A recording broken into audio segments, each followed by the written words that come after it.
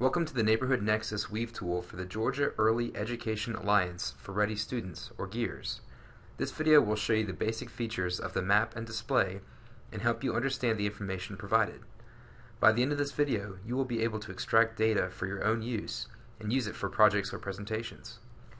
If you have used the Neighborhood Nexus Weave tool before, you will notice that the basic functions of controlling and displaying the layout are the same. If you have never used Neighborhood Nexus before, we recommend checking out the training videos on the Neighborhood Nexus site before proceeding. Let's start with the map. This shows the 159 counties that comprise the state of Georgia. The color is currently reflecting the percent of the population between ages 0 through 4, as seen in the legend to the right.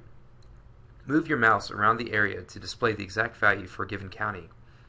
You can also click and drag on the border of the map to expand the pane to a more desirable view. We'll stick with the current layout for this overview. At the bottom right of the map, you will see several tools. The zoom bar allows you to zoom in or out of the area you want to view. There are 4 small icons below the zoom bar. From left to right, they are the pan tool, the selection tool, the magnify tool, and the lock tool. Select the pan tool. Click and drag the map to pan over to a desired area. The selection tool allows you to click and drag to highlight multiple counties. The magnify tool lets you quickly zoom in on a specific area. To zoom back out, use the zoom bar to select your desired view. And finally, the lock tool prevents you from altering the current display. Clicking and dragging will activate the selection tool when the lock is toggled. Take some time to familiarize yourself with these tools and their functions. Next, we will look at the color legend. Currently, the display for percent population ages 0 to 4 is broken down into 20% quantiles. Move your mouse over the colors and notice how all the corresponding counties are highlighted on the map. You can click and drag the legend color to select those counties on the map. Simply click on the legend to deselect the counties. To change the legend's displayed value, click on percent population ages 0 to 4. This will open up the attribute selector window. Here you have the categories on the left-hand side and the variables on the right-hand side. Find the category that interests you, click it, then select the variable which you want to see displayed. Click Save and Close to return to the map with the color legend displaying that variable. The third window is the scatter plot. This shows each colored county's relationship between 2 variables on the X and Y axes, allowing you to visualize connections among each county.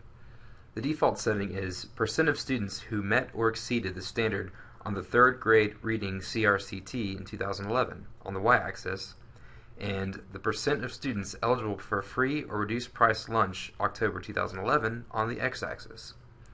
You can change these variables the same way as the color legend by clicking on the variables and accessing the attribute selector window. For now, let's keep these values the same. Move the mouse over each point on the scatter plot to see where the county is located on the map. You can also click and drag to highlight specific areas of the scatter plot and see them highlighted both on the map and the color legend. As you can see, the map, the color legend, and scatter plot are all linked together. Finally, the data table is located at the very bottom center of the page. Click to open it, and it shows every county listed on the map. When you make a selection on the data table, the corresponding counties are highlighted on the map and scatter plot, and vice versa. To add columns to the table, click on the wrench icon in the top left to access the settings window. Click the Open Selector button to access the familiar Attribute Selector window. Select the variable that you wish to add to the data table by highlighting it and clicking Add Selected. If you want to export your data, you can click on Advanced, then Export Data. Once you're good to go, click Save and Close to return back to the map. Once the display is depicting your desired information, you can export the image by right-clicking on the map and selecting Print Export Application Image. To learn more about the GEEARS program and the data methodology, please visit www.geears.org.